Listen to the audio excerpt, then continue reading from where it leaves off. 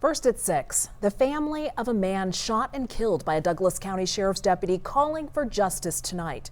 This after the district attorney's office said the shooting death of 23-year-old Jalin Seabron was justified. Thank you for joining us for Denver 7 News at 6. I'm Jessica Porter. I'm Shannon Ogden. Glad you're with us tonight. District Attorney George Brauchler says the deputy will not face criminal charges stemming from the shooting at the Main Event Entertainment Center in Highlands Ranch.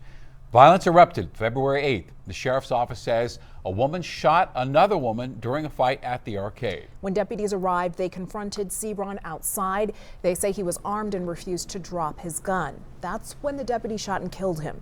Nevaeh Crowley Sanders was arrested for the first shooting inside the building. The victim survived. Seabron's family and the district attorney conducted separate press conferences within the hour. Denver 7's Ryan Fish live in Castle Rock tonight with reaction from both sides. Ryan?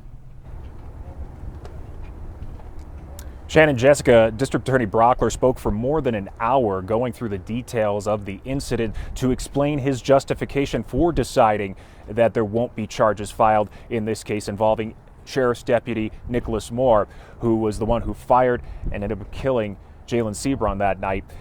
Going through the incident, Brauchler's main argument was that given the situation, which was a response to it, what was known as an active shooter situation in that moment, he believes that there was an objectively reasonable belief that lesser force would have been inadequate to respond to that threat at the time. Here's some of what District Attorney Brauchler had to say. Looking at it in the rearview mirror, it's easy to come up with 8 million things we might have could have done. But the deputy didn't have the ability to do that. He didn't have a rearview mirror. He had just what was in front of him and what was in his head.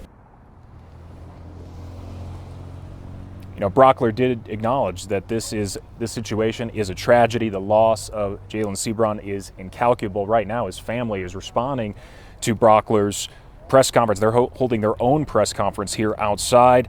They argue every point about this being a justified incident, saying that this was unjust. This is part of a system that is unjust, and they will continue to talk here outside the Justice Center here in Douglas County. We also expect to hear from the Douglas County Sheriff's Office tonight as well as community reaction pours in given this decision from the District Attorney. For now, live in Castle Rock, Ryan Fish, Denver 7.